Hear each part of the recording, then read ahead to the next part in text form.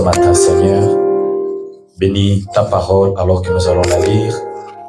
Déploie ta puissance dans ta parole pour que le malade guérisse, pour que les rétrogrades soient ramenés, pour que la vie du Seigneur Jésus nous soit communiquée.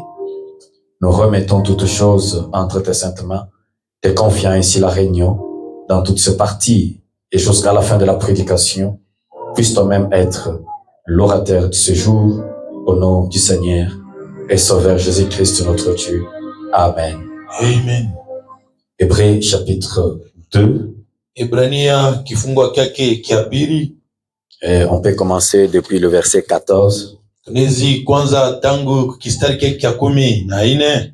On peut aller jusqu'au verset 18. Tunezi kwenda ti na ku 18.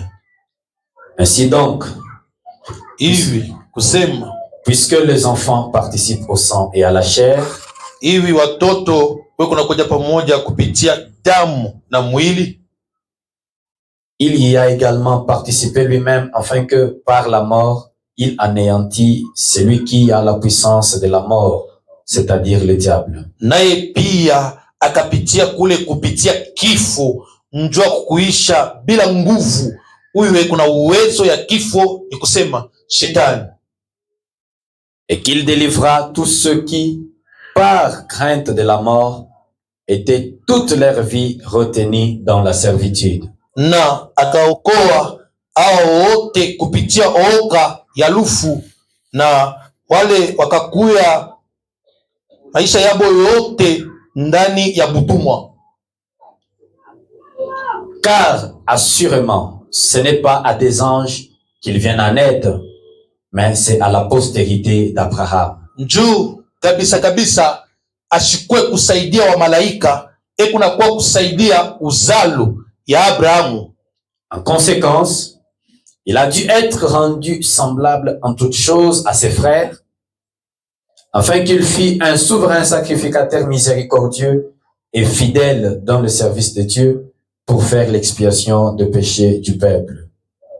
Kwa hii yote akafanywa mwenye kufuanana na wandugu yake, kisha pia tena atakuwa mkuhani kubwa, njua kuteteza wala kuombea huruma, na awe mwaminifu ndani ya kazi ya Mungu, njua kufanya ondoleo ya nzambi. Car, ayant été tenté lui-même dans ce qu'il a souffert, il peut secourir ceux qui sont tentés.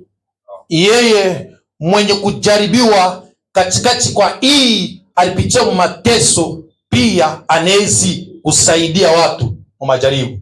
Que le Seigneur bénisse la lecture de sa parole. Bwana bariki. Nous allons nous asseoir. Usomi ya neno lake tunezi kuketi. Alors, ce matin, kumbi busubuhi bwa leo, je tire notre sujet à partir du verset 16.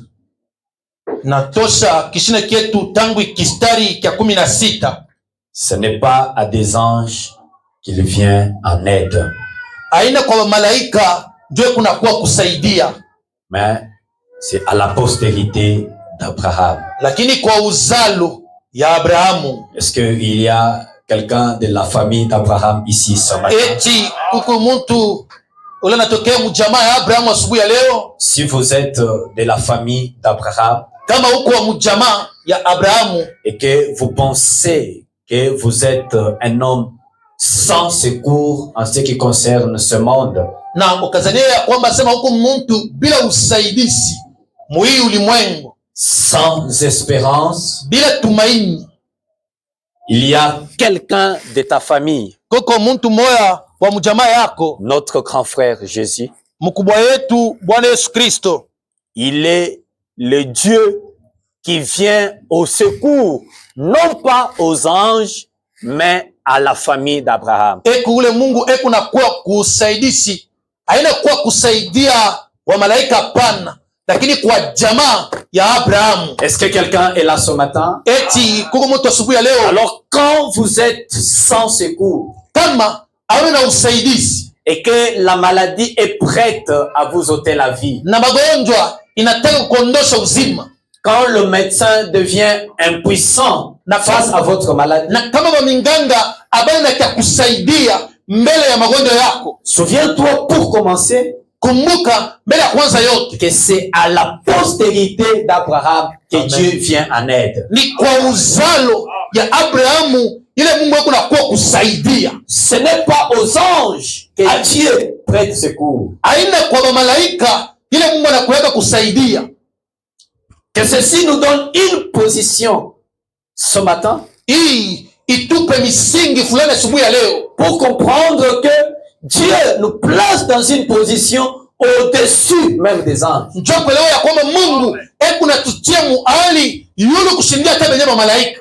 Tel que vous êtes assis là ce matin, Hivi huyu mwenye kuketi hapa asubuhi ya leo, j'ai envie de vous certifier mimi kuna nia ya kukuhakikishia hivi avec toute la sincérité profonde dans mon cœur na upana wake yote nzima ya moyo que Dieu du ciel, ya kwamba Mungu wa mbingu il s'est arrangé yeye alijitengeneza pour que toi et moi njoo wewe na mimi puissions avoir une position plus élevée que celle des anges. tuwe na hali ya juu kushindia ile ya malaika. Dans Hébreux chapitre 1er, Muebrania kifungo chake cha kwanza le verset 11 et le verset 5e. kistari chake cha 5, Car njoo auquel des anges Dieu a-t-il jamais dit, tu es mon fils? hakuna hata mmoja wa malaika yule Mungu alisema kwamba sema wewe malaika huko mtoto yangu Je t'ai engendré aujourd'hui. nilikuzala leo Et encore, na tena je serai pour lui un père. takuwa kwako baba Et il sera pour moi un fils. naye pia malaika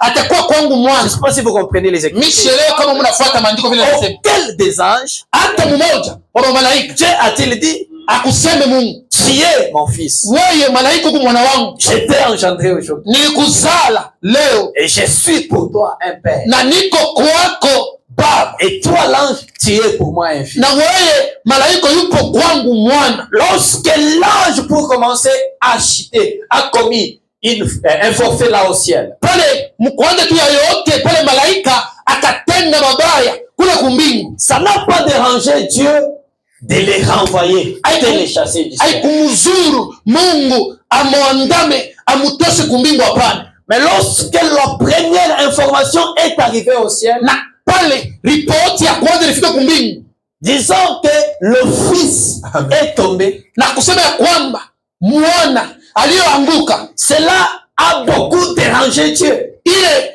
ilimuzuru sana, ilimkwaza sana Mungu, À tel point que toute l'éternité s'est condensée mnaona kwamba sema mbinguni yote inachangana pour former 5 lettres appelées amour. ile itunge maleta 5 ile tunapoita kwamba mapendo, Parce que l'information est allée au ciel, juu ripoti ilifika mbinguni disant que le fils est tombé. kusema ya kwamba mwana aliyoanguka, Parce que ce n'est pas aux anges que Dieu vient en aide. lakini Mungu asaidie yake ba malaika hapana. Dans le message questions et réponses, Ujumbe swali na jibu prêché le 23 décembre 59, yenye kuhubiri le 23 Desemba 1959, paragraphes 127 et 128. 127, 128. Lequel, Frère Branham pose la question. Katikati yao nani?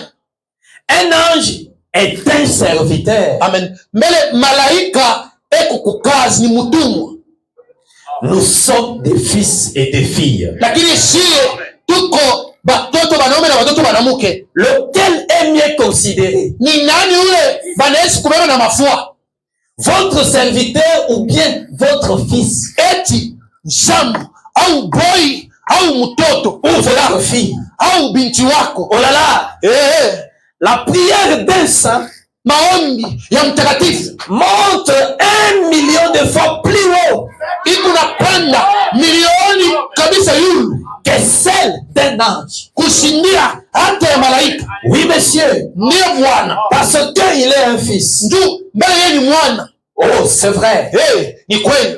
Mon frère, ma sœur, Mtoto wangu, ndugu wangu, mwanamke, je mwanaume, ne crois pas que de ce côté-ci de l'éternité, sidhania kwamba sema kwa hili kumba hii, kwa hili ngambo ya milele hii, nous ne pourrons jamais nous rendre compte tunawezi kuvumbua ya kwamba de ce que vous êtes. ya kila moyo wiko de la position que vous avez, ya hali wala cheo huku nayo, la position où Dieu vous a placé. misingi ile Mungu anakutii Vous qui êtes remplis de l'esprit, mwe hapo mwenye kujazia na roho, vous êtes des fils et des filles. Mungu wa binti wao watoto wa Mungu, Vous êtes des fils de Dieu. huko mwana wa Mungu. Voyons, Toneni mbele, un ange, malaika c'est un serviteur. yeye ni mjakazi, Vous êtes un fils. wewe kumwana. Un ange ne peut que vous apporter un Amen. message. Lakini malaika yeye ena kuletea ujumbe au barua fulani, Mais c'est à vous d'agir. lakini ni kwako wewe uishi au utende. Oh, je sais pas si vous comprenez. Siwe kama munaelewa kile nasema. Un ange ne fait que vous apporter le message. Malaika yako kamulia ripoti wala ujumbe, Mais le maître de la scène, lakini mwenye kibeti c'est toi-même. ni wewe mwenyewe. La vie que tu mènes, Maisha huku naishi c'est toi qui as le destin wewe, njoo huku na makao ya maisha yako, de changer ta vie ya kubadilisha maisha yako, ou de rester dans le statu quo. au ubaki pale pale. Parce que l'ange, Mbele malaika yeye qui t'apporte le message, ena kwa kamulia tu barua mais wala le ujumbe, maître de la scène, lakini mwenye film C'est mwenye toi. kubeta ni wewe mwenyewe huyu. je pense, frère Joseph nous a, dans certains journaux de la Voix de Dieu, Tanzania ndugu Yusufu mu magazeti ingine ya La Voix de Dieu il dit, anasema hivi, il y avait un certain monsieur du nom d'Archimède. kwa Je bwana crois, mmoja, les gens qui ont étudié les mathématiques le connaissent. bale ba physicien bale watu wanafunza matematiki bana muyua ule Archimede, Archimède, ule Archimede c'est lui qui a créé la formule de transporter des poids lourds par des poulies. ni ule yeye akaumba kunyangula vitu vya buzito kupitia hivi magari vya birefu vya mankobo vya kupandisha yule. Et quand il a fait ça, Na pale alifanya vile, il s'est dit, alisema ya kwamba donnez-moi une position, munipe pa kusimamia, je porterai la terre. tanyangula huu bulongo. Voyez-vous, Unaona nini? il avait une vision, Alikuwa na onyo, mais il n'avait pas de position. lakini asikuwa na pa kusimamia. S'il avait la position, Kama alikuwa na pa kusimamia, il pouvait transporter la terre. anayesi kunyangula bulongo. Mais toi, ce matin, Sasa wewe msimu wa leo tu as la vision, uko na onyo, tu as la position, uko na pa kusimamia, tu peux te tenir dans la parole révélée de ton Dieu. unaweza kusimama muneno yenye funuo ya siku yako. Tu es le maître de la scène. Wewe uko wa kutumika kazi mwenye kifeta. Si tu veux que les choses aillent dans un sens, Kama unapenda sema upeleke vitu vingi ngambo ya hii, les choses iront dans ce sens-là. lakini vitu vitende kwa ile ngambo hiyo. Parce que tu l'as voulu. Je wewe ndio unapenda vile. Si tu veux que les choses changent de sens, Kama unapenda kwamba mkeuke kwenye kwa huko, les choses changeront de sens. vitu vitabadilisha nukumba Parce kwa. que tu l'as voulu. Wewe ndio unataka viende vipi? Archimède, Archimedi il avait la vision, alikuwa na onyo, mais il lui manquait la position. lakini pa kusimamia siku yako. Dieu nous a donné la vision Mungu anatupa onyo, et nous avons la position tuko na pa kusimamia. qui est au-delà de toute personnalité, Kushindia hata vimutu bote, au-delà de toutes les relations, kushindia hata virafiki bote, au-delà de toute puissance. kushindia hata uwezo yote. Notre position Lakini misingi yetu peut faire en sorte que inaweza kufanya kwamba si tu veux que la terre bouge, kama unapenda bulongo butenke, elle peut bouger ikatenke selon le sens que toi tu veux. kufuatana na kupeleka kwa ngambo unapenda. Car ce n'est pas aux anges Hakuna kwa malaika que Dieu vient en aide. bali Mungu anakuwa kusaidia pana. Quand tu es dans le problème, Kama kuna magumu, rappelle-toi mon frère kumbuka wewe ndugu yangu, que ce n'est pas un ange que Dieu t'a fait. aina malaika ile Mungu anakufanya wewe. Dieu ne t'a pas fait un ange. Mungu akufanya malaika Et ce hapana. matin, j'ai envie de vous Usiku dire, wa leo naomba ukuonesha hivi. n'aie pas envie d'envier un ange, même pas un seul jour. Usikuwe na tamaa ya kutamania malaika hata siku moja. Quand Dieu te regarde Wale Mungu anakuangalia et qu'il regarde l'ange, na anaangalia malaika. Dieu t'accorde beaucoup de valeur Mungu anakupa wewe bei ya yule. qu'il n'en a accordé à un ange. Kushindia hata ile lipewa malaika. Soyez connectés ce matin. Muwe benye kutia Parce kile ndio qu'avec leo. notre position, Na misingi ya yetu nous allons forcer la main à Satan. tutakazisha shetani mkono. Oui, c'est ça l'objectif de 2025. Ndio yenye kazi tutafanya Lui hivi. forcer la main. Tutamkazisha, Lui forcer la main. tutamkankamisha.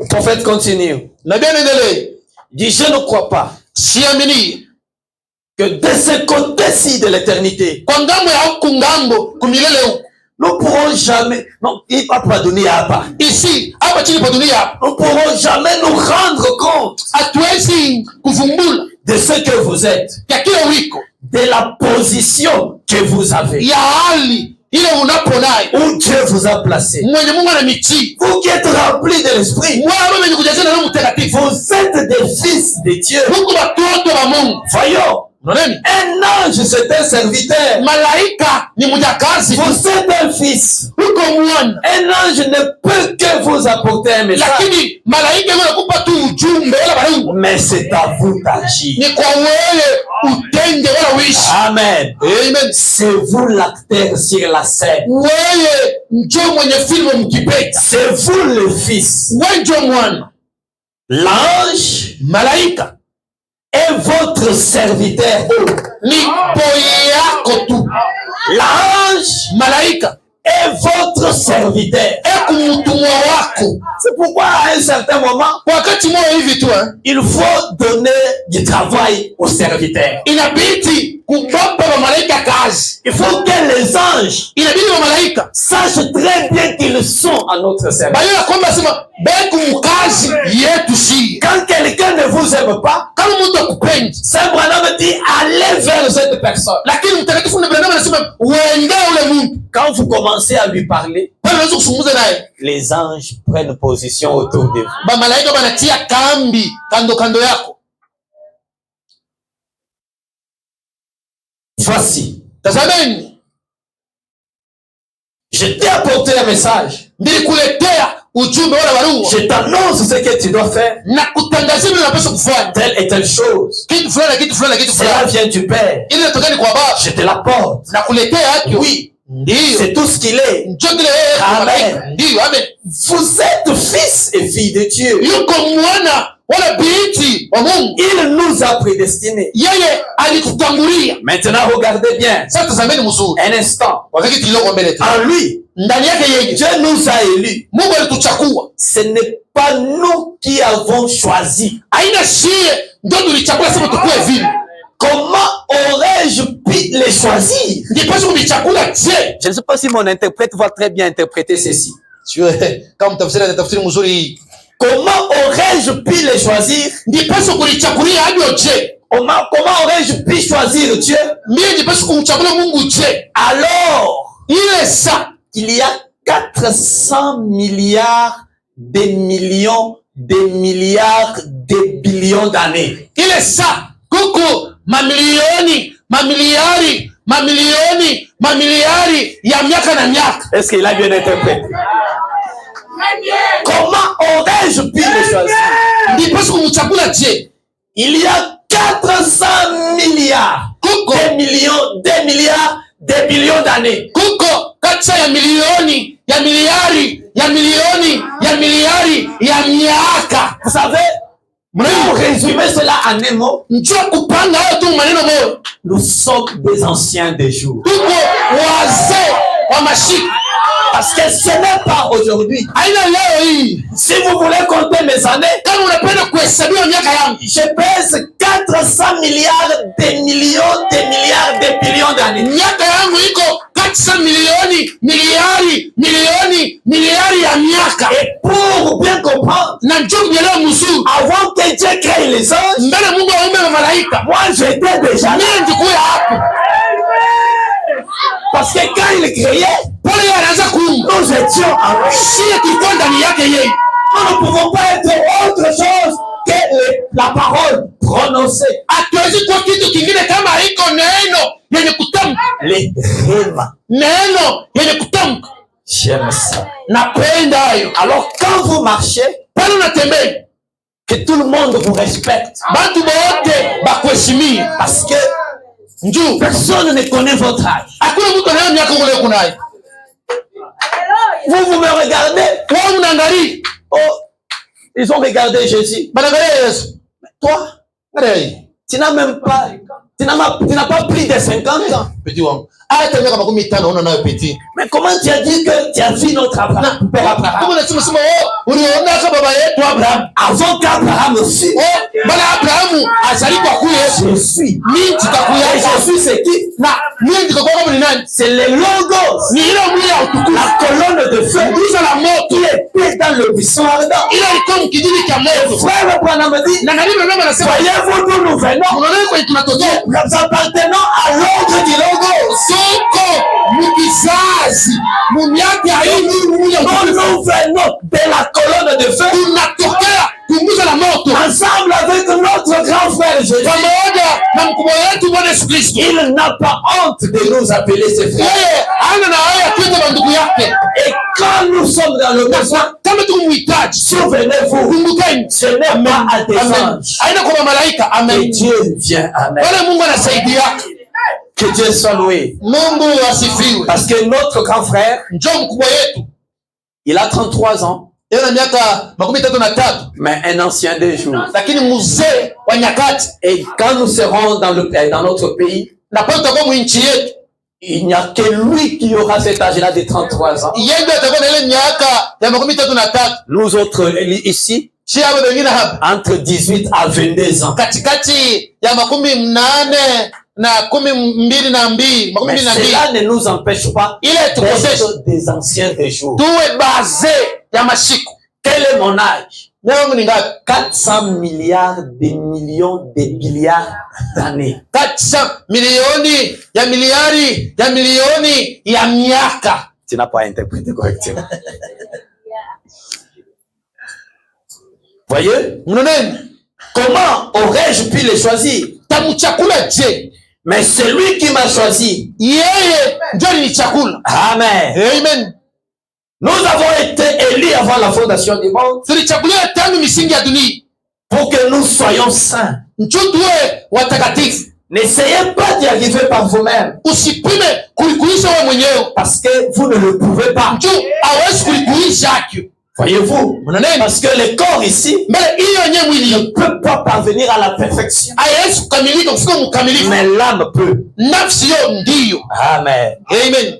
Hébreux chapitre 2, Ibrania kifungo chake cha pili le verset 16. kistari chake cha 16, Ce n'est pas à des anges aina kwa malaika qu'ils viennent en aide, bali kuna kwa kusaidia, mais c'est à la postérité d'Abraham. lakini kwa uzalo ya Abrahamu. Dans le livre de Luc au chapitre 13, Mkitabu cha Luka mkifungo chake cha 13 depuis le 10e verset, tangu kistari chake cha 10, Jésus enseignait dans une des synagogues Yesu anaanza kufundisha mmoja ya sinagogi le jour du sabbat. mwa siku ya Sabato wala ya juma hivi. Et voici, Tazameni, il y avait là une femme possédée d'un esprit qui la rendait infirme depuis 18 ans.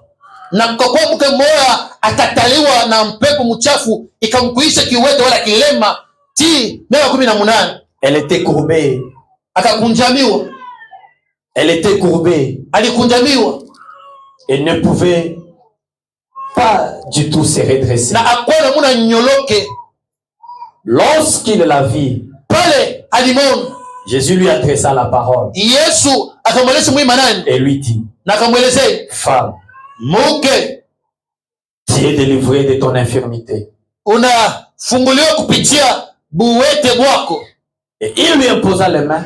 Kisha akamwekea mkono, À l'instant, pale pale elle se redressa akanyoloka et glorifia Dieu. na akatukuza Mungu. Mais les chefs de la synagogue, Lakini wazee wa msinagogi indignés de ce que Jésus avait opéré cette guérison un jour de sabbat, benye kukwaziwa kwa ile ilifanya kwamba Yesu alitenda ile muujiza siku ya Sabato, dit à la foule, akaonesha wale watu wakakuwa pale, il y a 6 jours pour travailler. kumbe masiku 6 ndio kutumika, Venez donc vous faire guérir ce jour-là na simukwangu ile masiku 6 ile bamitunze et non pas les jours du sabbat. aina leo siku ya Sabato. Hypocrite, lui répondit le Seigneur. Mtegelifu akabajibu Bwana, Est-ce que chacun de vous, eti kila mmoja wenu les jours du sabbat, siku ya Sabato ne détache pas de la crèche son bœuf ou son âne pour le mener à boire. eti atukunyake ngombe yake wala mpunda lake kule kumucha alimfungiwa eti akampeleka bafasi akunywe. Et cette femme, na ule mwanamke huyu qui est une fille d'Abraham, mtoto binti wa Abrahamu, et que Satan tenait lié depuis 18 ans, na ule shetani alimushika anamfunga tangu miaka 18, ne fallait-il pas la délivrer de cette chaîne aistahili kumfungua kupitia hii minyororo les jours du sabbat? hata kama ni siku ya sabato? Pourquoi Jésus lui a-t-il délivré? Ndio nini Yesu alimfungua? Tout simplement parce qu'elle était la fille d'Abraham. Alikuwa binti wa Abrahamu. Ce n'est pas à des anges Haina kwa malaika que Dieu vient en aide. bali Mungu anakuwa kusaidia. Il vient au secours Anakuwa kusaidia des faibles, basaifu, des hommes sans secours, bali bado wana na usaidizi, des sans-abri, bali wana kwa kufutania, des sans force, bali wana na nguvu, des personnes abandonnées. bali wenye kuachilia. Quand un enfant d'Abraham crie Kama mtoto wa Abrahamu analalamika et qu'un ange crie, na malalamiko, malaika les analalamika, qui montent beaucoup plus, malalamiko yanapandana sana. c'est le cri d'un fils de Dieu. Ni malalamiko ya mwana wa Mungu. Cette femme courbée, Huyu mke mwenye kunjaa les jours du sabbat, siku ya Sabato, Jésus a brisé la loi Yesu alifunda sheria. parce que l'une des filles d'Abraham Mtu mmoja wa binti Abrahamu était liée. alifungiwa. Ne peut-il pas faire aussi de même pour toi ce matin? Eti achetu kufanya na wewe asubuhi ya leo. Quel est ton problème? Ni mambo gani yako? Quel est donc le vide qu'il y a dans ta vie? Ni nini napungukiwa na kukosoa maisha? Jésus a brisé la loi. Yesu alivunja sheria. Il a brisé la loi Alivunja sheria. parce que la sémence d'Abraham, Njoo uzalo ya Abrahamu, la postérité d'Abraham uzalo ya Abrahamu était dans le besoin. ilikuwa muhitaji. Et si vous êtes dans l'urgence, Kama kumukazo, même si cela doit contourner la parole, hata kama ile inapaswa kubeba na kumba même maneno, si ce n'est pas écrit, hata kama yaandikiwe. voilà ce que je vous l'ai dit. Tazameni kile napinga Même kusema, si ce n'est pas écrit, hata kama yaandikiwe, comme vous êtes dans le besoin lakini vile uko et muhitaji que vous êtes fils d'Abraham, na uko mwana wa Abrahamu, le Seigneur est prêt Bwana yuko à tayari vous venir en aide. ya kukusaidia. Ouais, Bwana me dit, Ndio maana nasema hivi, lorsque Thomas pale Tomasi lui a dit, alimwelezea pour croire, John, ndio kuamini il faudrait que je puisse toucher les côtes, inabidi niguse lubavu, que je puisse toucher les cicatrices. niguse ile yenye vidonda vyake, Même comme cela n'était pas écrit, hata kama ile haikuandikiwe, et quand bien même cela était contraire à l'ordre de l'écriture, hata vile ilianza kwenda mpenda, kwenda mkukana maandiko vile nasema, Jésus a été plein de grâce Yesu alijazwa na neema mute pour lui accorder cela. cha kumpewa kumwitikia. C'était Thomas, Kile Tomasi il était aussi fils d'Abraham. naye pia Et alikuwa mtoto wa frère, Abrahamu. on me dit, Ndio nasema hivi, Thomas a encore beaucoup de ses enfants aujourd'hui sur la terre. Tomasi angali tena watoto wake mingi tena hapa chini pa dunia, Même si la chose hata kama kitu semble sortir de l'ordre de l'écriture, inaondoka mumaandiko ile na vile nasema, même si cela n'est pas écrit, hata kile kama kaandikiwe. mes chers frères, Bandugu yangu, Dieu a chassé Agar, Mungu aliandaa magari, il a chassé Ismaël alitosha Ismaeli de la présence d'Abraham. muwepo ya Abrahamu. Souvenez-vous qu'Abraham Kumbukeni ya kwamba Abrahamu était le prophète. atakuwa nabii, Et un prophète, na nabii yeye c'est lui le type même de la présence de Dieu sur la terre. yeye ni mfano ya Mungu chini hapa dunia hapa. C'est lui qui reflète la présence de Ni Dieu. yeye anaonyesha uwepo ya Mungu hapa chini hapa dunia. Un Dieu descend. Pale Mungu anashuka, Il dit à Abraham, anamwonyesha Abrahamu, fais ce que Sarah t'a dit. fanya kile Sara anakuonesha, Jette cette femme dehors. tupa ubapupute Et son enfant aussi. na mtoto yake. Mais quand ils sont Sawa, partis, barabarani ils sont partis banajiendesha en train d'errer dans les déserts. waya mujangwa Sans secours. bila usaidizi. L'eau termine. Mai inamalizika, L'enfant pleure. mtoto kunalia. Agar a eu pitié de son enfant. Agari anasikia mtoto yake buluma. Je ne voudrais pas voir comment il va mourir. Sipende nione vile mtoto anakata moto. Elle le case quelque part. Na anamwacha na mwana nafasi fulani. L'enfant pleure. Mtoto yuko analia. Dieu regarde Mungu anaangalia hivi. dans l'enfant. Ndani ya mtoto Il voit le sang d'Abraham. unaona damu ya Abrahamu. il voit le sang d'Abraham. anaona damu ya Abrahamu. Alors que Agar aussi avait soif. Ile saa Agari naye pia alikuwa na kiu. Mais quand l'ange descend, Pale malaika anashuka, l'ange n'a pas dit à Agar, malaika tukumalisha j'ai Agari, entendu tes cris et tes pleurs. nasikia malalamiko na kulia kwa J'ai entendu le pleur de l'enfant. nasikia malalamiko kulia kwa mtoto. Pourquoi Ismaël, Njoni Ismaeli, quand bien même il était chassé, hata vile walimwangama loin de la présence d'Abraham, bali na uwepo wa baba yake Abrahamu, comme le sang d'Abraham était dans ce verre, vile damu ya Abrahamu ilikuwa mishipa yake, comme le sang d'Abraham était dans ce verre, vile damu ya Abrahamu ilikuwa mishipa Dieu yake. a regardé, Mungu anaangalia, il dit, moi je ne suis pas le Dieu qui secourt les anges, ndiyo sina Mungu anasaidia kama malaika je hapana. suis le Dieu qui secourt la semence d'Abraham. Niko Mungu anasaidia uzao wa La Abrahamu, semence d'Abraham ce matin, uzao wa Abrahamu siku leo. peut-être que tu es malade, Saa zingine kumgonjwa, lié pendant longtemps, mwenye kufungia miaka na miaka. peut-être que tu as une Saa situation zingine kuna mambo qui t'a tourmenté pendant longtemps, inakuvuruza kwa miaka na miaka. peut-être que ta vie Saa zingine maisha yako est en train de faire des surplaces. iko inazunguka nafasi moja moja, Ce n'est pas la volonté de haina Dieu mapenzi que ta vie reste comme ça. maisha yako ibaki vile vile chini. Quand Dieu a regardé les enfants d'Israël Bado Mungu anaangalia watoto wa Israeli en train de contourner la montagne de Seir, kunazunguka mpaka muhima ile ya Sei. il dit, mais ça fait longtemps, mais Kuna kawi vous avez contourné cette montagne, tangu unaweza kuzunguka kwa mulima, levez-vous maintenant, unaamka sasa hivi tournez-vous vers le nord. na mgeuze uso wenu kwa Et mashariki, au nord, na huko mashariki c'est là où se trouvait la bannière d'aigle. ndio penye kulikuwa bendera ya ntai, C'est là où se trouve frère Branham. ndio penye kulikuwa na Nabii Branham. Lève-toi, Simama vois frère Branham. uende kule kukutuku Branham, Le prophète est le reflet de Dieu. nabii hayo mwangaza ya siku. Je vous lis une citation ici, Na misomee maandiko hapa afin de continuer. mbele mimi kuendelee. Dans le message, Mujumbe l'aigle dans son nid. tai mukisangala kyake, C'est un message prêché le 5 juillet 57. huduma yenye kuhubiri le 5 juillet 1957, Le paragraphe 15, kistari kyake kya 15, la partie B. kipande kyake kya pili. Saint Branham dit, Mtakatifu Branham anasema hivi: je suis si heureux niko amen, na furaha kabisa amen, que Dieu ya kwamba Mungu ne nous garde pas Amen. dans la monotonie. asituchunge mubitu bimoja bimoja. Je suis si heureux. Miko waheri kabisa, Et si le prophète est heureux, moi aussi je suis heureux. na kweli kama nabii kumfurahi na mimi pia niko mfurahi kabisa. Je suis si heureux Miko waheri kabisa que Dieu ya kwamba Mungu ne nous garde pas dans la monotonie. atuchunge mubitu bimoja bimoja. Il a constamment quelque chose de nouveau. Aha, kwa saa yote kuna kitu kia sasa, Une bénédiction qui suit une autre. baraka inaambatana kwa hii ingine tena. La volonté de Dieu, Mapenzi ya Mungu non pas que tu sois dans la monotonie. haina bahati mubitu bimoja bimoja bila pana. Dieu a une bénédiction. Mungu kuna baraka Et après cette bénédiction, na kisha ile baraka il ajoute une autre. anaongeza ingine nyingine, Après avoir ajouté, kisha kuongeza hii il ajoute une autre. anaongeza ingine Dieu tena. te donne une femme. Mungu anakupa mke, C'est une bénédiction. ni baraka. À cette bénédiction, Kwa ile baraka il ajoute les enfants. anaongeza watoto, C'est une autre ni bénédiction. baraka ingine tena. Aux enfants, Kwa watoto il ajoute les moyens de transport. anaongeza gari, C'est une ni bénédiction. baraka na yote. Le Dieu Tout-Puissant Mungu wa uwezo ne veut pas apendi nous garder kutuchunga dans la monotonie. kwa maisha moja moja Est-ce hivi. que quelqu'un peut le dire avec Kwa moi? mtu wetu kusema moja kwa nabii, Dieu Mungu ne me garde pas asinichungake dans la kwa monotonie. maisha moja moja hivi. Dieu Mungu ne me garde pas asinichunge dans la kwa monotonie. maisha. Comment toi, un fils de Dieu, Sana ndio mwana wa mtoto wa Mungu. depuis que tu as créé son message, Tangu na mimi yenyewe ujumbe hii. capitaine n'avance pas. Yenyewe mkuta kwa ipandaki.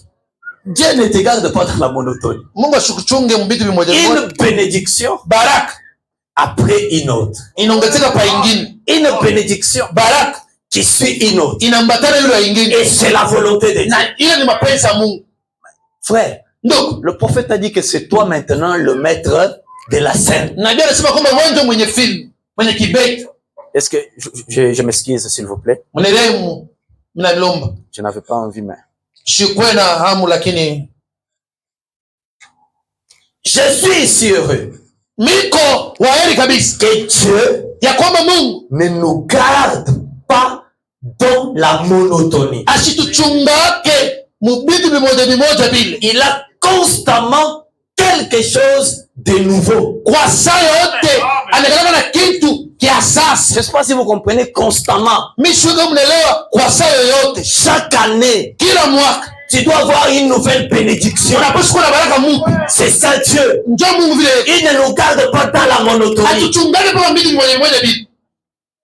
Il envoie une bénédiction après une autre. Ena leta baraka kisha ingine tena. Comme la colonne de feu avant. Sabile nguzo ya moto inasonga mbele. La nuée avance. Wimbi inasonga mbele. Tu devrais aussi avancer. Nawe pia ulipaswa kusonga mbele. Parce que Dieu Njoo Mungu veut que tu puisses quitter d'un état anapenda uondoke mwa hii hali vers un autre état. upande mwa hii hali ingine. Tu changes de position. Unabadilisha hako hali. Tu ne dois pas rester là, le diable, en akono tout, il te tape chaque jour. Unabakia pale shetani ene kupeleka saa yote binkoni tu. Et plus tu restes dans la défensive, Na kisha unabakia paka kubare, plus il continuera à t'attaquer. Ye na makofi na biambo atazapa kushukuru. Mais le jour où tu te releveras, Yesu usema cette fois-ci ce n'est plus l'offensive. hapa haina mambo tena Ce n'est pas la kubibare. défensive. Hapa haina tena kubibare. Je pense aussi à l'offensive. Hapa ni kuatake, kumkusongea Dieu mbele. aime le courageux. Mungu anapenda watu wa hodari. Vous savez que le diable Mnaona shetani avait gardé les enfants d'Israël dans une monotomie alibachungia kwa mbili moja bibi. pendant 40 ans, pendant plutôt 40 jours. Miaka mashiko makumi ine. Le diable rougissait par le canal de Goliath. Shetani anaanza kongoloma kubafoka kumwogopesha kupitia Goliath. Donnez-moi un homme qui ne ferme pas. Maria, mlete tu mtu mmoja hapa tukomane na. Tous les 40 jours, Lakini mashiko yote makumi ine la même chanson. mwimbo mmoja tu. Mais un jour, Siku moja quelqu'un de courageux mtu wa hodari qui avait reçu l'onction de Dieu, yule alipokea mpaka wa Mungu. quand il arrive dans les camps, Pale alifika mkambi. il dit mais c'est pas possible. Mais Comment le peuple de Dieu namna gani taifa wa Mungu hii? peut-il rester dans une monotonie comme ça? Ibakie mama na polisi bila wasongei. Frère Branham dit, Mungu mwana sema hivi. je suis heureux Niko parce wae. que chaque fois que diable a un Goliath, Kila saa shetani anakaa na Goliath amekata. Dieu aussi a un David. Mungu naye pia hebu na Daudi. Et lorsque David est arrivé dans le Na camp, pale Daudi anaingia mkikambi. il a entendu les menaces. Alisikia kuna kubasongera Il dit, kwa mais kule. ce n'est pas possible. Haiwezekani kumbe. Moi j'ai l'onction. Mimi niko na upako hii. Cette onction n'a pas encore travaillé. Hii upako yatumika tena katika kazi. Et donc je ne peux pas mourir Kumbe sitakufa kwanza. aussi longtemps que je ne suis pas devenu Na roi. kama sijakuwa tena mfalme. Comme Dieu m'a oint. Sababu Mungu ananichata. Goliath ne peut pas me tuer. Goliath hawezi kunua Je vais les combattre. tamupiganisha. Parce que moi je suis circoncis. Mie niko mwenye kutaliwa. Je suis de la postérité d'Abraham. Niko wa uzalo wa Abrahamu. Et si je suis dans le besoin, Na kama niko muhitaji, Dieu me viendra aussi. Mungu atanisaidia paka. Et quand il s'engage, Na pale anaingia mbukono. Goliath marchait. Goliath anaanza kutembea lote tu. David a couru. Daudi anaanza mbio. C'est ça le courage. Njoo leo da. Lève-toi, Simama. cours. Anja mbio. Entre dans les camps de l'ennemi. Na ingia mkanja atu. Lève-toi, Simama. cours. Anja mbio. Faut courir. Anja amo. Faut attaquer l'ennemi avec courage. Umukase, umusongea adui na udari. Et lorsque Goliath est tombé, Na pale Goliath anaanguka chini. David l'a coupé la tête. Daudi anamkata kichwa. Et il a commencé à circuler avec la tête. Na anaanza kushughulikia na kichwa. Mwenye baba kwa mikono. Et ma prière, Na maombi yangu c'est que tu prends la tête de Goliath. ubebe kichwa cha Goliath. Et tu puisses circuler avec ça partout à Colosie. Ushanguliwe na yake popote mkolezi. Que l'on sache Batamiwe. que tu es de la postérité d'Abraham. Iko wa msali wa Abrahamu. La chose là qui t'a beaucoup dominé, Kile kilikutawala sana. les revenus, Wakati nakuja. que des choses changent. Mambo ibadilike. Les revenus, Wakati nakuja. que des choses changent. Vitu vibasha ubadilike. Prends la tête de Goliath. Chukua kichwa Goliath. Circule avec ça. Zunguluka nako. Que l'on sache que dans les camps, Batambua kwamba sema mukami. Dieu est encore là. Mungu angali tena. Il vient au secours Eno kwa kusaidia. de la postérité d'Abraham. Uzalo ya Abrahamu. Et nous sommes tous postérité d'Abraham Na si bado tuko uzalo ya Abrahamu. au travers notre grand frère, Kupitia mkubwa yetu. notre grand frère Jésus. Mkubwa yetu Yesu. Amen. Amen. Je lis une citation ici Nasoma maandiko moja hapa tena. dans le message Mujumbe. conférence. Mazungumzo. Bon, avant de lire les conférences, mbele ni some mazungumzo, je lis la brochure Les Parents Rédempteurs. mimi nasoma mahubiri baba mkombozi. Prêché le 2 octobre 60. Le 2 octobre 1960. Paragraphe 168. Kistari kyake kya 178. Le prophète vous pose la question. Nabii ananiuliza, Qui a le plus de pouvoir devant Dieu? nani eko na uwezo mingi mbele ya Mungu? Qu'est-ce qu'un ange? Mbele malaika ni nani mbele? Un ange est un serviteur. Malaika ni mjakazi. Ah, vrai? Ndio vile. Amen. Ils sont ses serviteurs. Ni bajakazi yao. Qu'êtes-vous? Sasa wao kunini? Son fils et sa fille. Mwana wake mume wala mwana wake mke. Qui a alors plus de pouvoir au ciel? Nani eko na uwezo kumbingu? Oh my. Qui a alors plus de pouvoir au ciel? Nani eko na mamlaka ya nguvu kumbingu? Frère, Ndugu, tu as le pouvoir d'ordonner à l'ange viens. Il vient. uko na uwezo kumaanisha malaika kwa mbele hapa anakuja. Qui a alors plus de pouvoir au ciel? Nani eko na uwezo mingi kumbingu? Un pécheur sauvé par grâce Mtengenezaji mwenye kuokolewa kupitia neema, ou un archange qui se tient à sa droite? au malaika wa uwezo mwenye kusimama ku mkono yake aume? Le pécheur qui a été sauvé par grâce a plus d'autorité dans les ciels. Mtengenezaji mwenye kuokolewa kwa neema kuna mamlaka kabisa yulu sana kumbingu. Qu'un ange qui se tient à son côté et qui est sans péché. Kushindia malaika pembeni yake. Alléluia. Bila nzambi.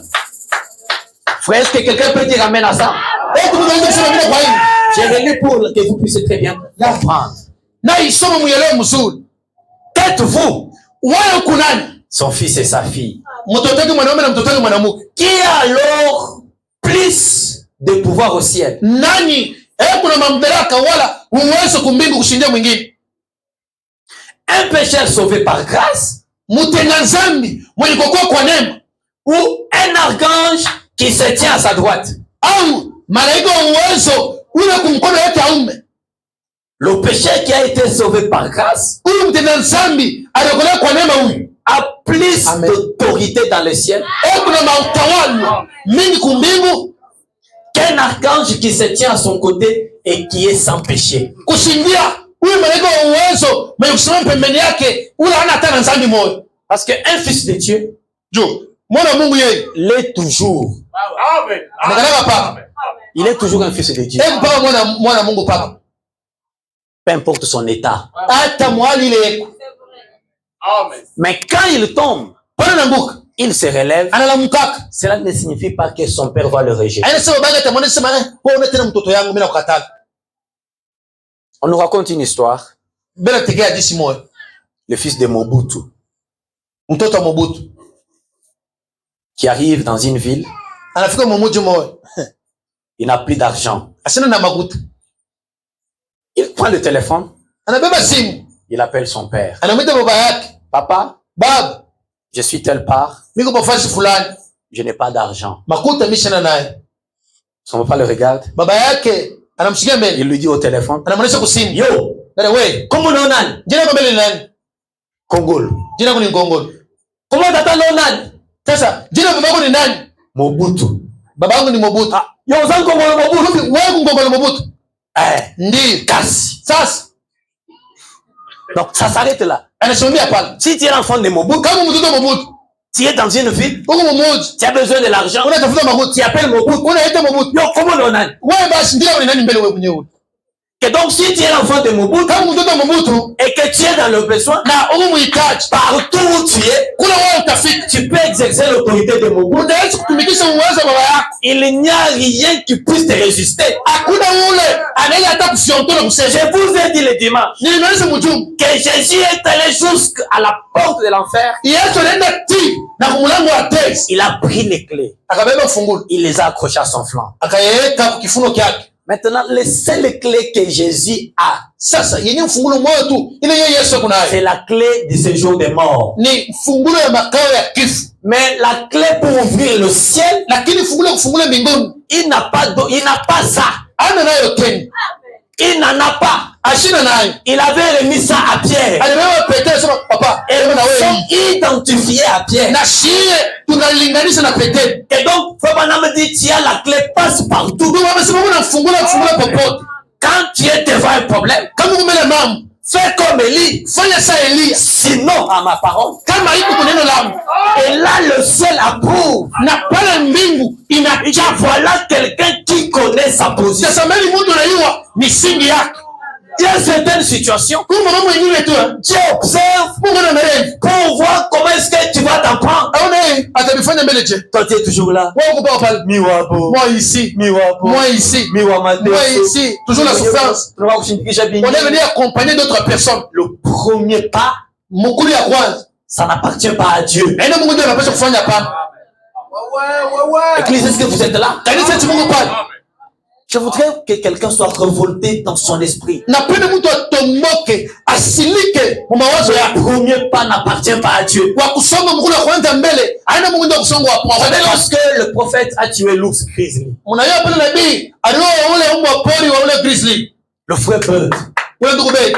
lui dit, Anamweleza mais avec ce genre d'armes que tu as, angalia na hii bunduki kuna hivi. et à la distance que tu te retrouves avec l'ours, Na burefu wa pale peko huyu mbwa pori. cette arme ne peut pas tenir devant un tel ours. Lakini hii pupu haiwezi hata kuua ule mbwa pori Le hapa. prophète le regarde, lui dit, Tena mwangalia anamwonyesha même avec une carabine à air comprimé, hata kama niko na ile bunduki ya luntundu lumoya ya lule. Lwana lumbali lumoya lule. en d'autres termes, Mkusema kwingine même si dans mon arme il n'y a pas de munitions, hata kama msilaha yangu haina tena masasi. mais je tuerai quand même l'ours, Lakini taua hako mbele usi. parce que Dieu l'a dit.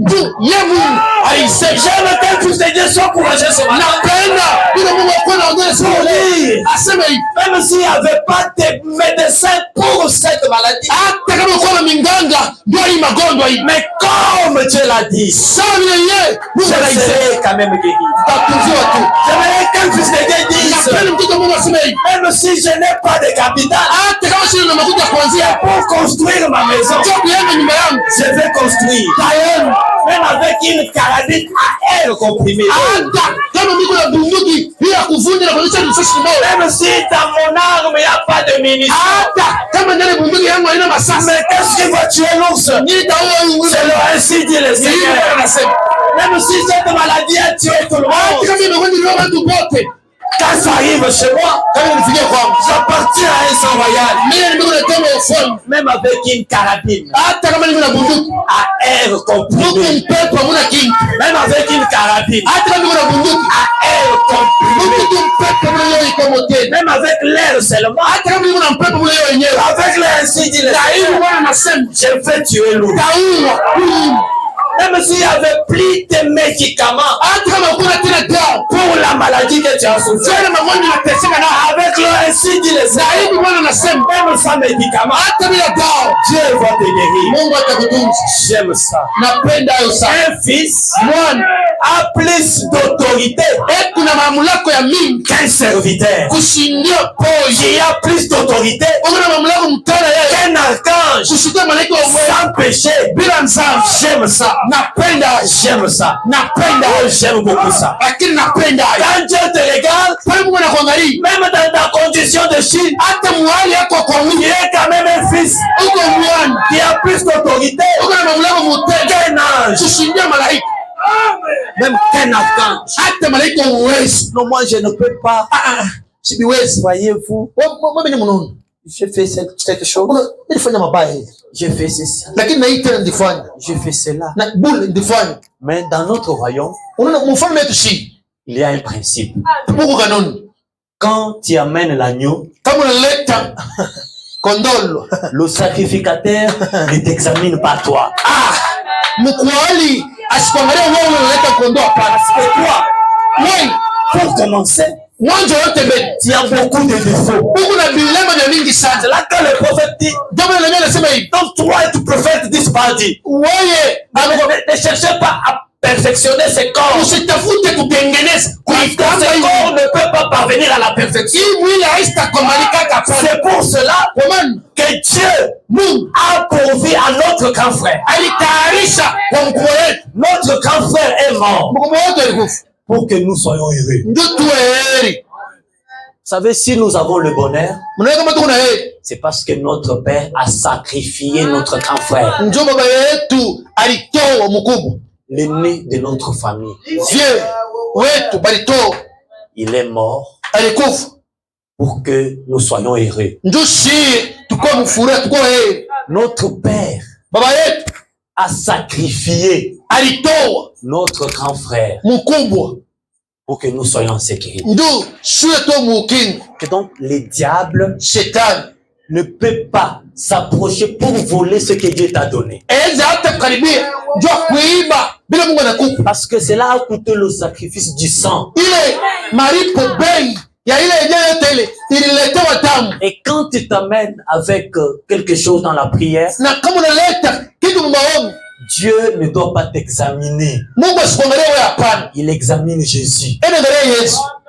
Et si Jésus est agréé, Kama Yesu anakubaliwa, tu peux aussi être agréé. nawe pia nakubaliwa. S'il y a des défauts sur Jésus, Kama pa Yesu kuko mankosi, tu ne peux pas être agréé. au sitakubaliwa. Mais il a été gardé pendant 4 jours. Bali mchungu masiku hii. Jusqu'à ce que Pilate a dit, China pale Pilate anasema hivi, je ne trouve rien de mal. papa, isione bubaya Ah kubaya. oui. Ndani yake mishona bubaya. C'était l'agrément Yeye ilikuwa kukubaliwa pour kuichukia. dire qu'il est sans défaut. Ndio kusema kwamba hana hata na bubaya. Maintenant, moi, je viens avec mes défauts. Sasa mimi nakuwa na mabaya yangu. Et Dieu m'a créé. Mungu ananikubali. Quand les gens me regardent, celui-ci, il est plein de défauts. Hebu na mabaya huyu. Dieu, lui, quand il regarde, Mungu yeye si anaangalia. vous ne connaissez pas le secret, Amjue si son grand frère a pris sa Mungu place. yake ndio anamshimamia. Frère, tu peux être guéri ce matin. Unaweza kutoa kusibu kwa leo. Tu peux être sauvé. Unaweza kuokolewa. Tu peux être béni. Unaweza kubarikiwa. Tu peux être pardonné. Unaweza kusamehe. Tu peux être élevé Unaweza kuinuliwa. à cause de ton grand frère. Juu ya mkubwa yako. Applaudissons pour notre grand frère. Tupigie mikono mkubwa wetu. Est-ce que c'est comme ça que vous applaudissez pour le grand frère? Ndio unampigia mkubwa mikono. Il est vraiment un héros. Yeye ni mshujaa kubwa. Amen. Amen. Le prophète dit, Nabii anasema hivi, le péché qui a été sauvé par grâce mtengenezaji huyu aliokolewa kupitia neema. a plus d'autorité dans le ciel qu'un archange qui se tient Ene mamlako mbingu kushindia ule malaika aisha kusimama. à son côté et qui est sans péché. Malaika wa uwezo msimama pembeni yake, yule ana nzani. Parce qu'il est un fils. Yeye yule malaika, yeye ni mwana mbele. Un fils a plus d'autorité qu'un serviteur. Mtoto ene mamlaka kushindia hata mjakazi. Bien sûr. Kweli. Oh, nous oublions ce que nous sommes. Tunasabuka kile tuiko. Nous oublions trop souvent ce qui a fait de nous ce que nous sommes. Tunasabuka saa yoyote sana kile kinafanya kile tuiko tukue hivi tuiko. Après être devenu ce que nous sommes, Kisha kuwa kile tuko hiki. nous oublions ensuite comment nous y sommes parvenus. Na tunasabuka namna gani tulifika mkukuya hivi. Tu étais là en train de prier, Seigneur. Wewe unaanza kwamba Je n'ai pas Bwana, de travail. mimi sina na kazi. Si tu me donnes, Kama unanipa tu je vais te donner ta dîme. na mimi nitakupa chekumi yako. Tu as le travail. Kazi unaipata. Et finalement, Mwisho yote tu oublies ce que Dieu t'a donné. unasabu kinyo Mungu alikupa. Vous voyez, Unaona c'est ça l'homme. Njoo muntu yule. Les conférences. Masungumuzo. Prêché le 28 février 60. Le 28 février 1960. Paragraphe 53, si on peut commencer par là. Makumi tano na ine kama tunaishi kuanzia pale. L'autre jour, Na siku nyingine hii dans notre belle ville, muhimu mji yetu mzuri huu ou une ville voisine à la nôtre, au mji ya mpembeni hii yetu hii, il y a eu un accident. kukapatikana msiba moja. Un vieux clochard traversait la rue. Wayambari moya, shege moya anaanza kutambuka barabara. Clochard ni shege. Quelqu'un, un sans-abri. Voilà. Shege wakwaya Non, waya. non. Sans-abri. Voilà. Parce que répète ce que nous disons ici. On dirait qu'il portait des habits en lambeaux. tunasema alivala manguo moya ya kulabika et son vieil chapeau était en lambeaux. na kofia yake ilikuwa na yenye kulabika. Un adolescent et une jeune fille descendaient la rue. Na kiana moya binti anaanza kutembea barabara. Un adolescent et une jeune fille descendaient la rue. Kiana moya mwanaume na mke banaanza kuteremka barabara faisant l'amour. na mufurahia mapenzi. Ils n'ont pas vu ce pauvre vieil homme. Abakone ule mzee pabenyewe muole alikuwa pale. Ils l'ont tamponné Bali mukonga et l'ont projeté par terre loin en arrière. na banamsukuma mbali sana kumkongo kule chini. Et l'ont cogné contre le côté du bâtiment. Kisha banamubunga kumpemeni kukibumbashi kukile nyumba. Après que l'aile lui heurtait sur le côté. Na kisha hii kimpembeni ka mlango kikamupiga kwa hii ngambo nyingine hii. Quand le jeune homme s'est détourné de la jeune fille, regardez, ule kiana akageukia huyu mke ndio kuangalia. il a encore basculé de l'autre côté et l'a écrasé contre le côté du bâtiment. Kisha tena akamsukumia kwa hilo ngambo lingine anampunguza tena kibumbashi. On a fait venir une ambulance Bakakuisha tena ambulance et on l'a amené à l'hôpital. banapeleka huyu balikonga kwa hospitali. À l'hôpital municipal et on l'a examiné. Kwa hospitali munene kule balimwangalia. Et ses bras étaient fracturés. Mikono yake ilivunjwa vunjio. Ses jambes aussi. Mikono nayo tena. On pensait qu'il était inconscient. Bakazania sema ashikwe mwali yake mzuri. C'est à peine s'il respirait même. Na tena anaanza nakisa kupumushika. C'est à peine s'il respirait. Na pale pale kama anaanza nataka kupumushika kwenyewe. Donc il respirait avec... Pale pale anaanza kupumushika na mateso. On ne savait même pas qu'il respirait encore. Kama anaanza nataka kupumushika tena. Alors un groupe de médecins pensant aux autres qu'ils avaient, na baminganga bote bakawaza kwa bengine bale balikuwa nao. Ils ont pensé aux autres malades qui... Bakawaza kwa bagonjwa bale bengine bakakuwa pale. Ils ont dit, banasema il nous faudrait tenir une petite conférence. Napasha mbele tuongee kwa mbele kidogo. Eh bien, mzuri, le vieil homme a pratiquement 70 ans. Huyu kiana, huyu mzee anapaswa kuwa na miaka 70. Sans doute. Bila hata kushaki. Nous ne savons qui il est. Atuya mbele ni nani? Cela nous prendra des heures et des heures de notre temps pour effectuer une intervention chirurgicale. Ile itatubeba wakati mingi sana ndio ashiku kumupasula wala kumtunza. Remettre ses os en place et chercher à les rétablir. Kutunza, kunyolosha mifupa yake, kurudisha kunyolosha na kutafuta namna gani kumrudisha kwa mzuri. Ils ont dit, anasema le vieil homme n'en a plus pour longtemps et nous avons d'autres qui attendent ici. Lakini huyu mzee wa benyewe huyu asitakawea atakawea tena. Tuna bangine tena bagonjwa bakingere benye kuikala. Et je ne pense vraiment pas que ça vaille la peine de le faire. Na mishone tu yenyeka vitatusaidia kunini tumutunze huyu mwenyewe. Ramenons-le tout simplement et d'ici peu, il mourra de toute façon. Tubebe tumweke hata pale namna yote atakufa hapa tu. Mais le vieil homme n'était pas mort comme il le pensait. Lakini ule mzee akukufa hapana vile baba anaanza kuwazi. Il s'est retourné et a dit, anageuka na anasema, gentlemen, biana, gentlemen, gentilhomme, mwe babiana bazuri, j'ai entendu tout ce que vous avez dit. Mimi nasikia vyote mnasema. Il a dit, anasema, je vaux quelque chose. Niko na bei ya kitu fulani. Il a dit, anasema, je suis si important. Amen. Niko mafua sana Que Dieu a donné son fils unique. Mungu alipea mwana wake kipekee afin que je sois sauvé. Njoo mimi niokolewe. Voyez-vous? Nani? Le médecin disait, il ne vaut rien. Et nous n'allons pas perdre notre temps parce qu'après tout, on ne va pas nous payer. C'est un sans-abri. Sans secours. Et tout le travail que nous allons faire, qui va nous payer la facture? Il pensait qu'il était mort. L'homme a dit, écoutez, j'ai entendu tout ce que vous voulez. Vous, en me voyant, vous pensez que je ne vaux rien.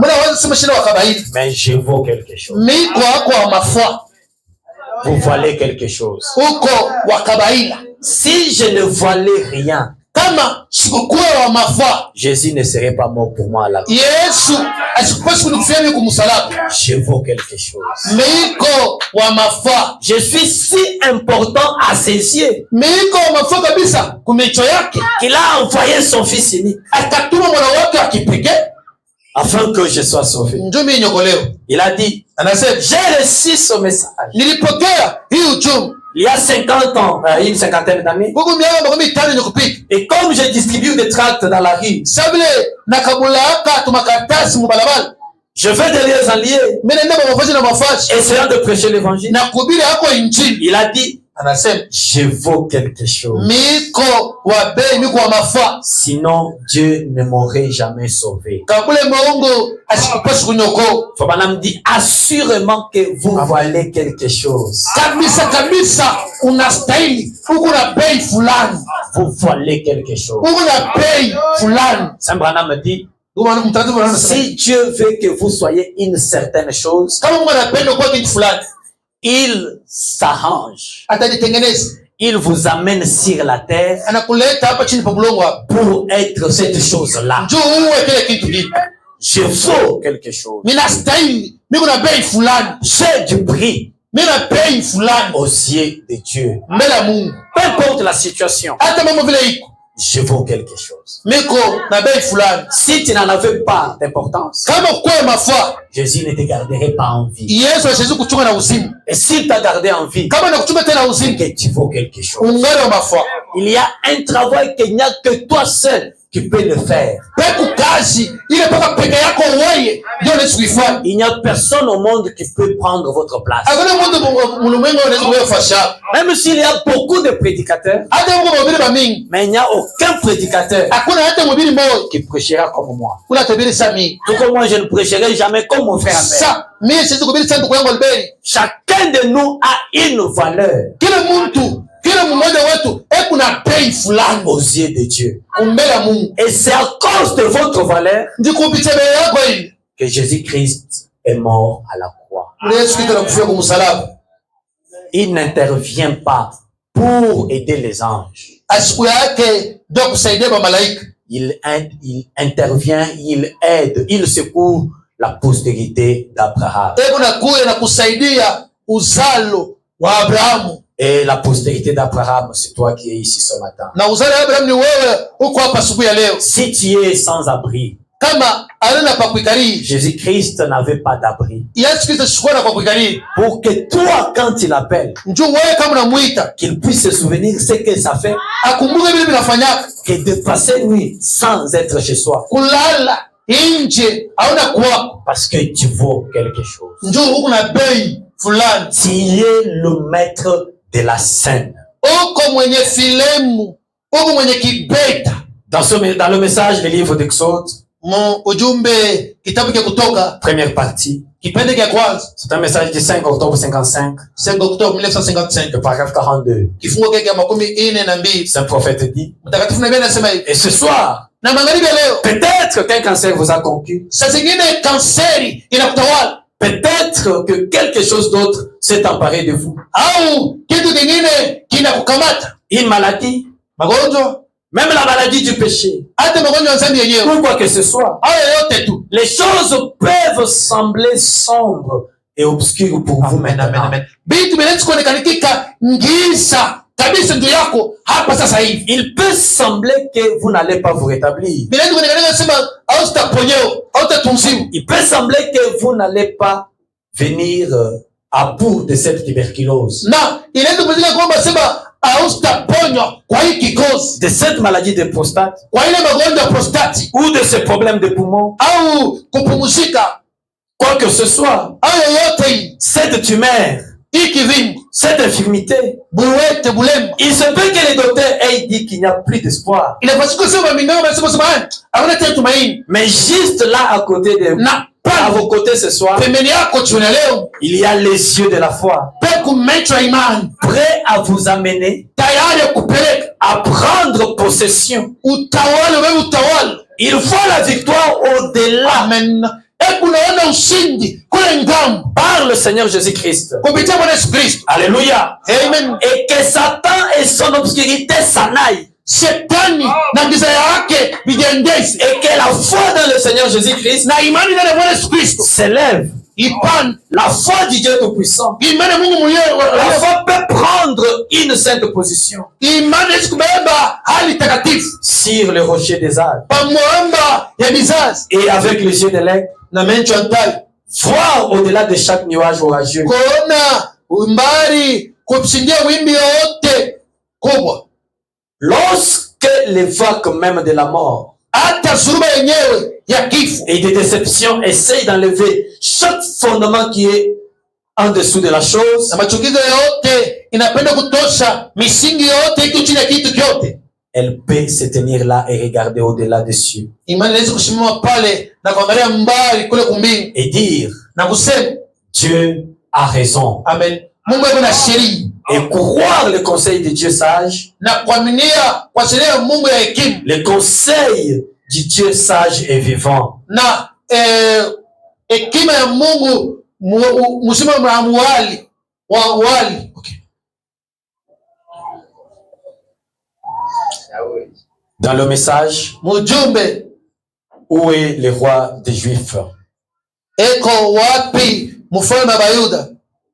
Écoutez cette histoire, je crois que ça doit vous donner la foi et peut-être par là, on va terminer, j'ai dit peut-être. Mshikie hii hadithi inaweza kumikabura imani saa zingine pale, nasema mzuri saa zingine pale. Il y avait un missionnaire mexicain Kwa kuwa mpasho injili moja ku Mexique, qui avait un enfant malade. alikuwa na mtoto mgonjwa.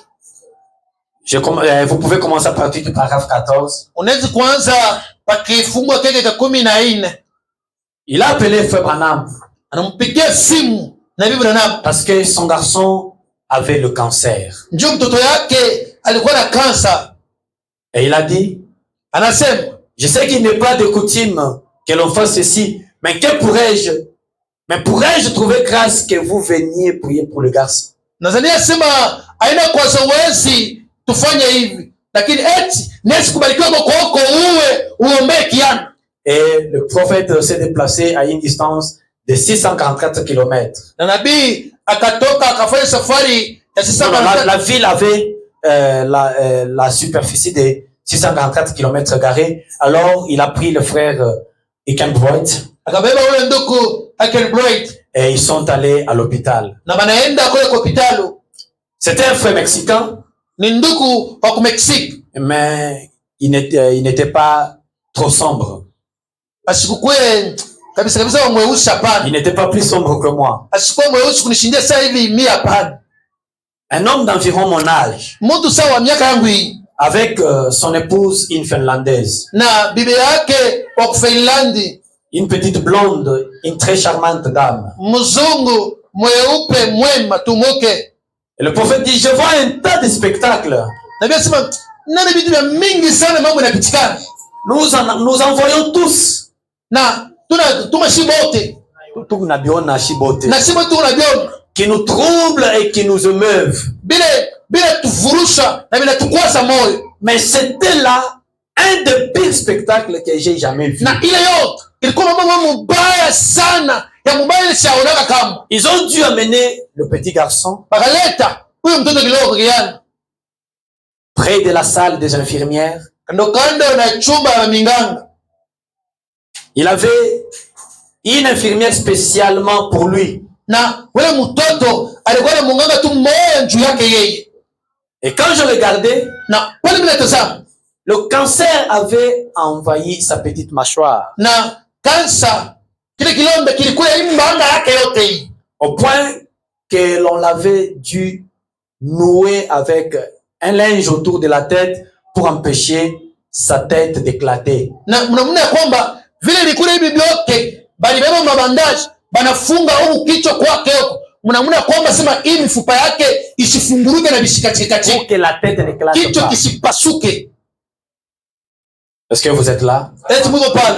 Et dans cette petite mâchoire, Na hii mumambanga yake huko. là où le médecin avait tenté d'enlever le cancer, Pale munganga alipima kutosha ile kansa. il avait fait des profondes entailles ça et là, comme ça, tout autour de sa petite gorge. Mnaona kwamba alikulula anafanya mabarabara manjia inapitapita humu chini na huku chini kwa shingo yake huku kote huku. Et cela avait tout simplement aggravé le cancer. Na ile ilifanya kwamba kile kilonda kinendepe. Cela l'avait répandu. Na kilisambalala. Et le cancer avait atteint sa petite langue. Na ile kansa ilikuria tena lulimi lwake hivi. Et la bouche d'un petit bébé qui n'est pas plus large que ça. Na kinywa cha mtoto akina hata kirefu ni kafupi tu kako tu ni hivi. La petite langue avait gonflé. Kalulimi kenyewe kalivimba et était ressorti jusqu'à ce niveau. Na kanatoka chini sana kushindia na hivi hapa. Et avait noirci. Na lulimi lenyewe unakuwa mweusi sana. Et en fait, cela l'empêchait de respirer par les narines. Binafanya kwamba vile lulinenepa lunashindisha mtoto apumzike kupitia mpua yake. Et lorsque le prophète est arrivé, na pale nabii anafika, le papa, malgré que son enfant était dans cet état d'inconscience, hata vile mtoto wake alikuwa mwile hali asijue kile yeko, s'est approché de son garçon et a dit, anakaribia mtoto wake anamuonesha hivi, bonjour Ricky. Ricky, habari ya le petit garçon de papa.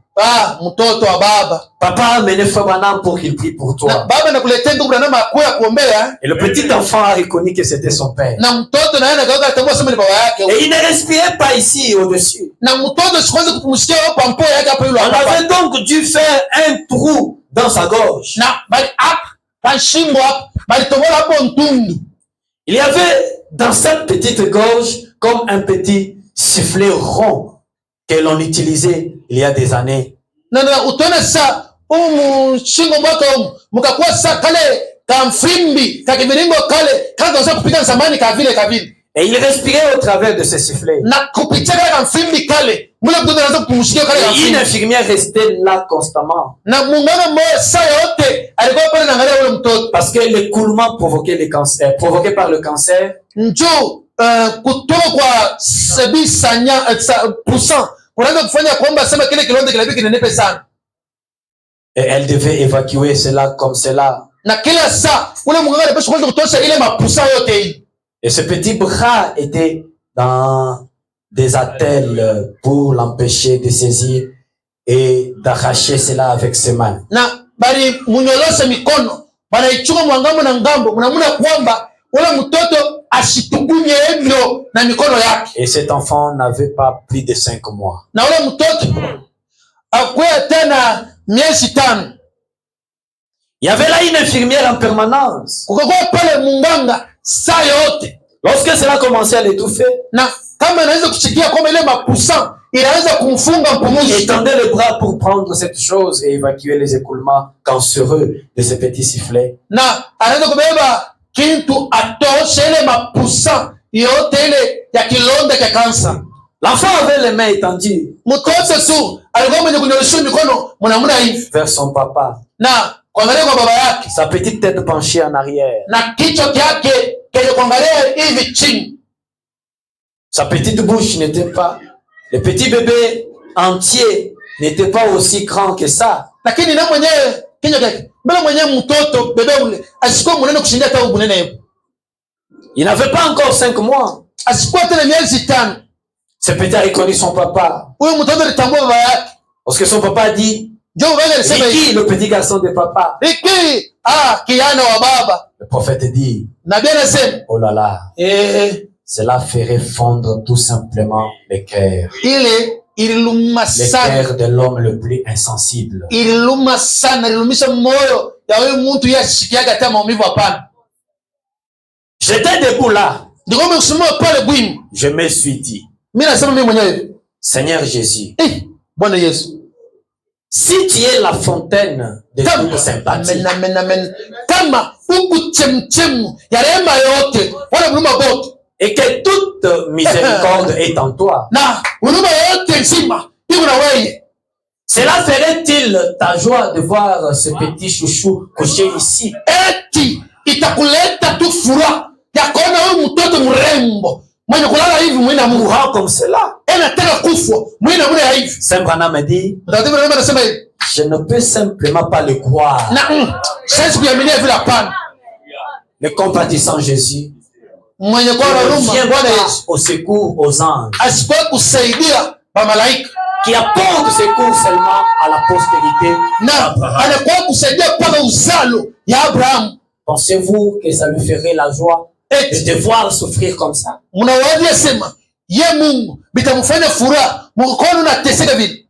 Le prophète dit, je me suis dit, je ne peux simplement pas le croire. Je ne croirais jamais que c'est la volonté de Dieu Tout-Puissant de voir une telle chose. Et je me suis dit, tu es la fontaine de miséricorde. Si tu es la fontaine de miséricorde, alors, comment peux-tu être un Dieu miséricordieux et te plaire de voir quelque chose comme cela? Alléluia. Je me suis dit, que ferais-tu si tu étais né ici? Pendant qu'il posait des questions comme ça, quelque chose lui a dit. Quelque chose m'a parlé. Quand j'ai dit, Seigneur, que ferais-tu si tu étais né ici?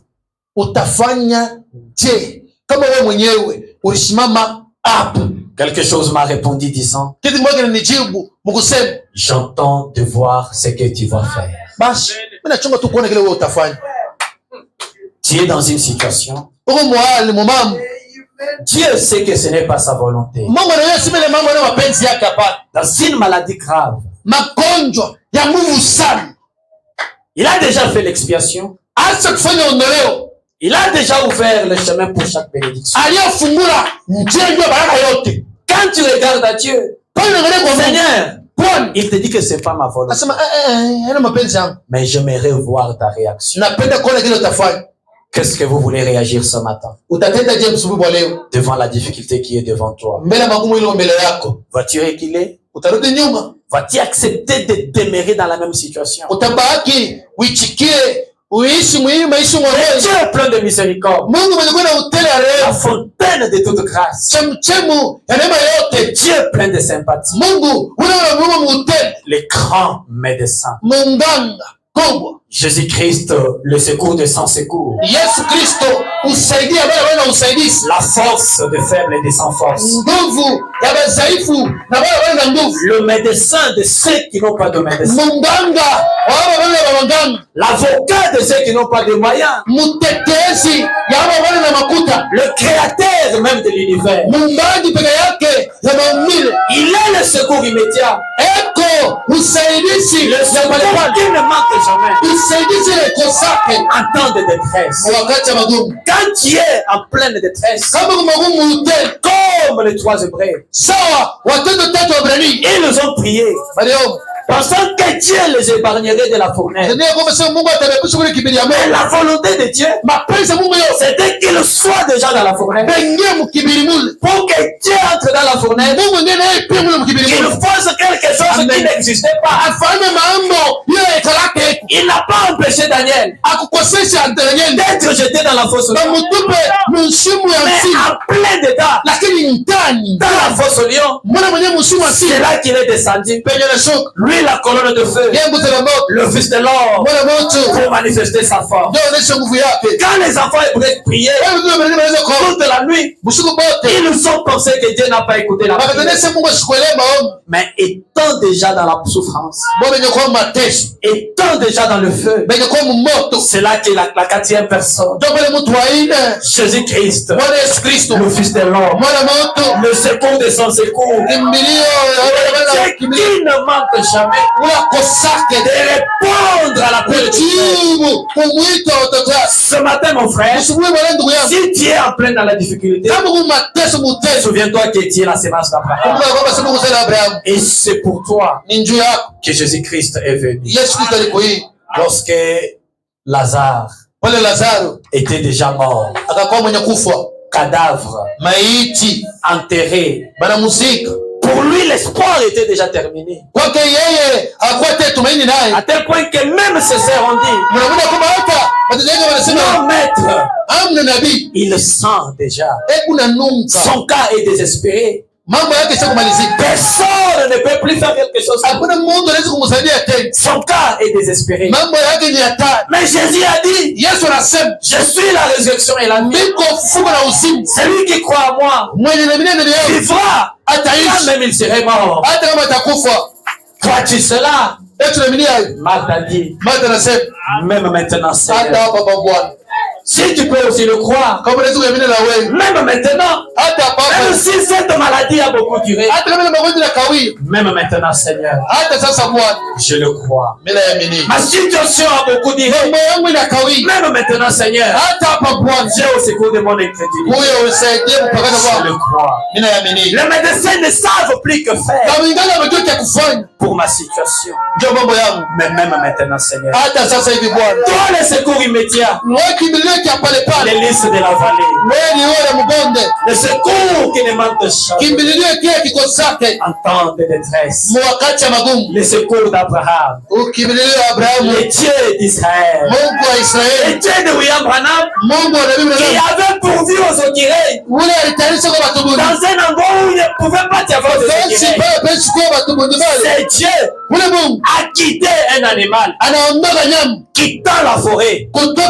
Dieu a regardé, il a vu que l'opposant, si elle meurt en ce moment, ses enfants ici vont mourir aussi. Mais à cause des enfants, je peux lui venir au secours. Si Dieu a dû secourir sans âme, qui ne peut même pas croire, qu'en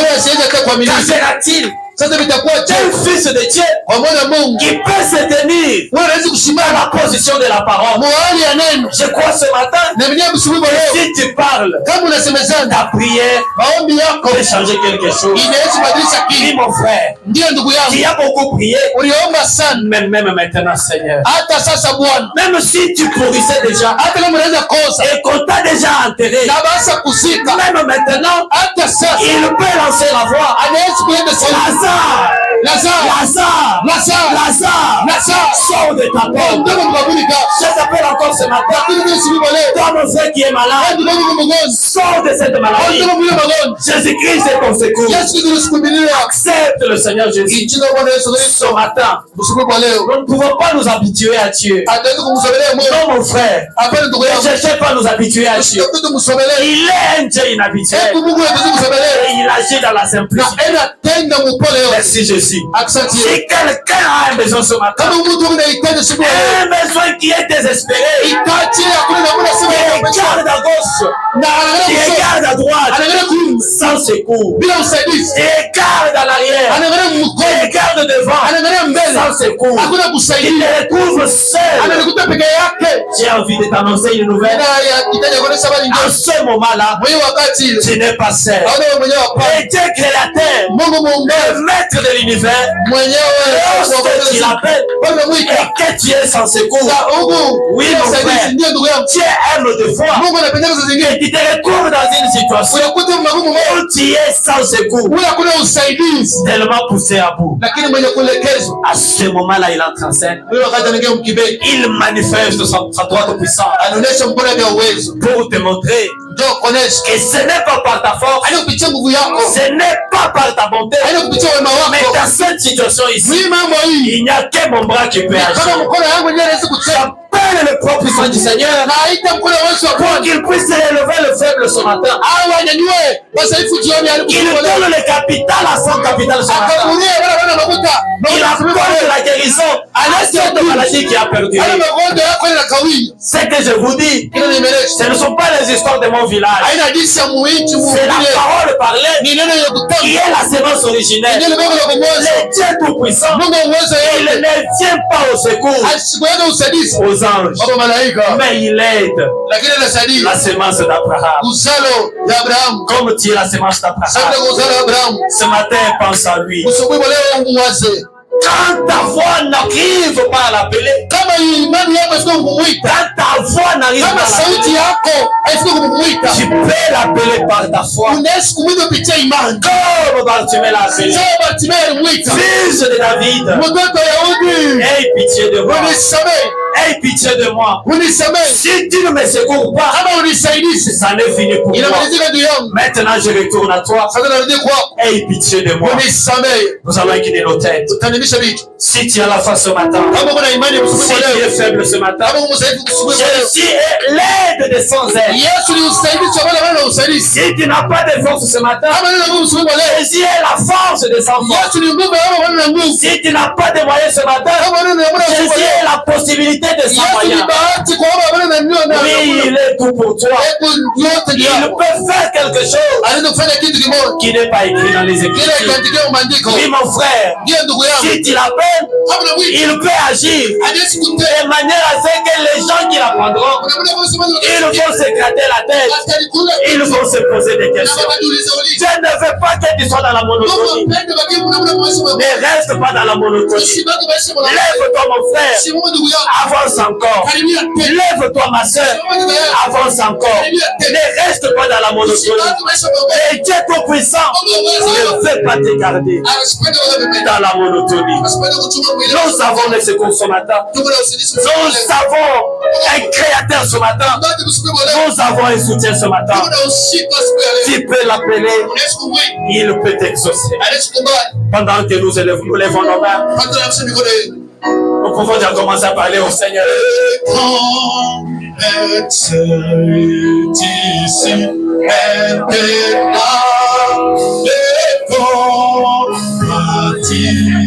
Sans Jésus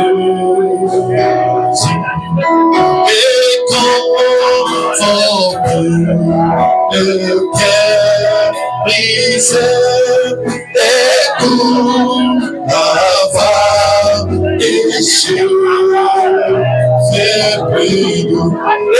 plus doux sont des séraphes. Alléluia, Alléluia.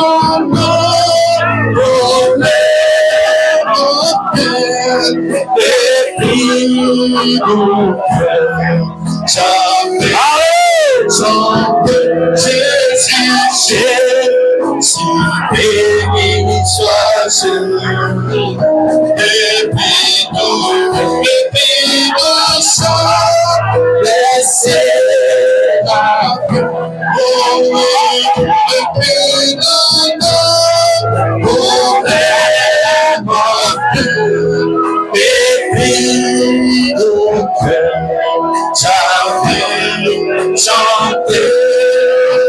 Jésus, béni soit Jésus. C'est pas tomber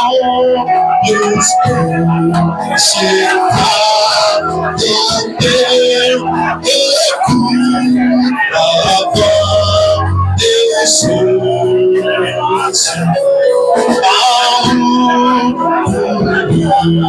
Ciel va en paix.